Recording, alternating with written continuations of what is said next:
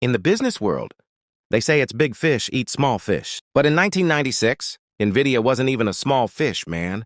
They were a fish out of water, literally gasping for air. Their bank account was on its last breath.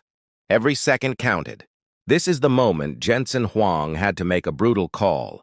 Lie to survive, or bet everything on the truth while the whole ship was sinking. NVIDIA was just a 3-year-old baby back then. Then boom, they landed a contract with SEGA to build the NV2 chip for their next-gen console. Sounds like a jackpot, right? Believe it or not, it was a trap. Jensen was stubborn. He went with quadratic tech while the entire industry moved to polygons. They were building a supercar for a road that didn't exist. It was a total dead end. A year in, Jensen realized they were screwed. If they kept going, they'd go bust. So he did something insane. He flew to Japan to meet the SEGA boss and confessed. "We messed up. This project is a failure." But here's the kicker.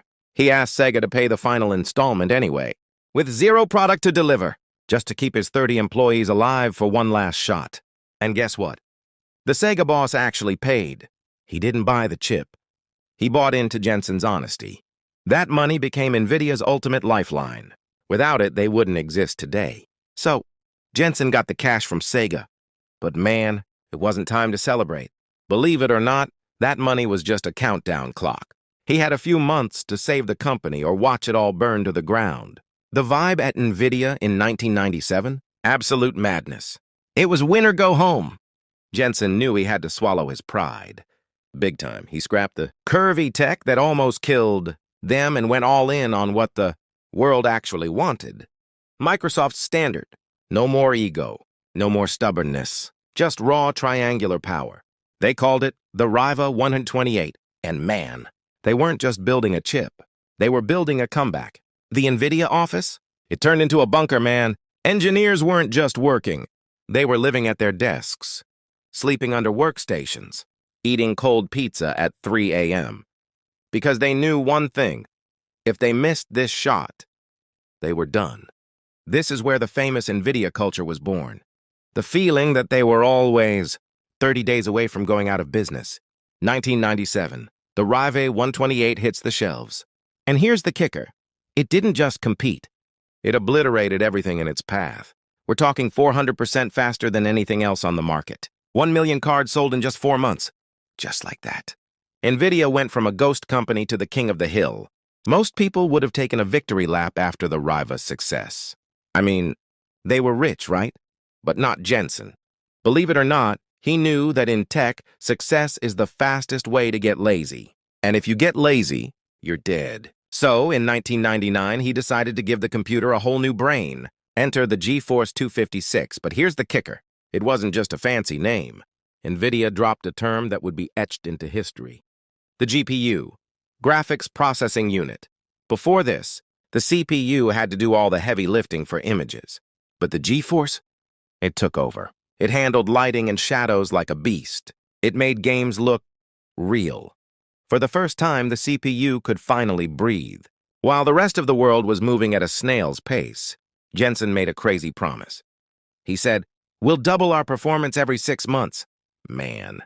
People thought he lost his mind. Moore's Law said 2 years, but Jensen said 6 months. He was basically running a marathon at sprint speed. And his team? They delivered. By the year 2000, the student officially became the master. NVIDIA did the unthinkable. They bought out their biggest rival, 3DFX, the same kings who almost put them out of business just a few years earlier. NVIDIA wasn't just a survivor anymore. They were the king of the hill. NVIDIA owned the gaming world. Total dominance. But Jensen, he wasn't satisfied. He looked at those gaming chips and saw something no one else did, math geniuses.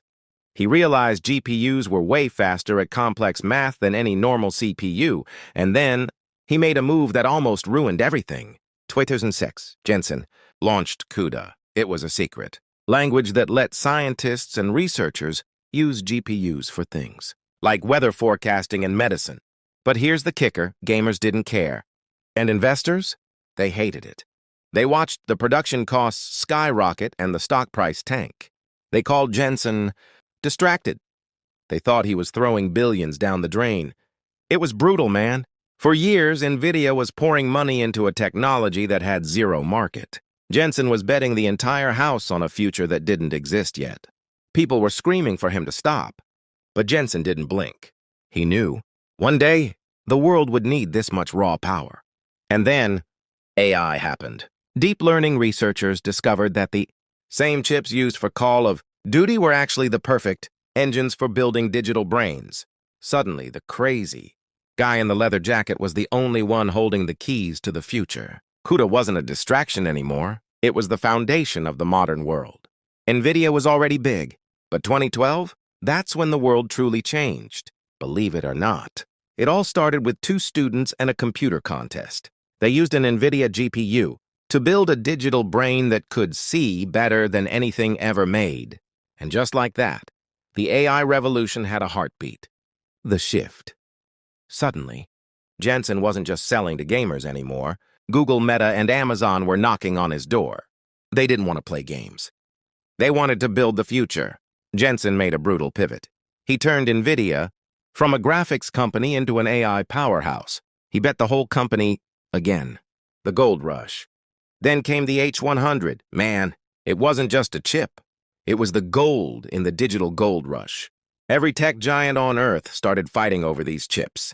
If you didn't have NVIDIA, you weren't in the game. Simple as that.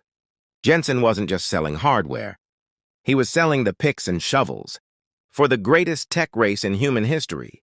The peak, the numbers, they're insane. We're talking about a company that went from being worth billions to hitting the $3 trillion mark. Trillions! NVIDIA became the backbone of the entire global economy. From self-driving cars to ChatGPT, it's all running on Jensen's dream. So, Jensen is at the top. But if you think he's slowing down, you don't know the man in the leather jacket. Believe it or not. He still runs NVIDIA like they're 30 days away from going bust. Why? Because the race isn't over. It's just moving to the next level. What's bigger than ChatGPT? According to Jensen, it's physical AI, robots that think, factories that run themselves. He's building the Omniverse, a digital twin of the entire world where AI can learn before it ever touches the real ground. Man, we're talking about a future where everything that moves will be autonomous. And NVIDIA? They'll be the brain inside all of it. But here's the kicker. Jensen is now talking to world leaders. He's telling every country they need sovereign AI. Their own data, their own intelligence, run on their own NVIDIA infrastructure. He's not just a CEO anymore. He's the architect of a new digital world order. So what did we learn from this 30-year ride? It started with an honest conversation in a dark room at SEGA. It survived through failures that would have killed any other company. The secret sauce? It's simple. Don't run away from the truth. And never stop betting on the future. From a fish out of water in 1996 to the backbone of the planet in 2017, Jensen Huang didn't just build a company, he built the future. So the next time you hit a dead end, remember NVIDIA. One honest move can change everything. Thanks for watching the series. I'll see you in the next story.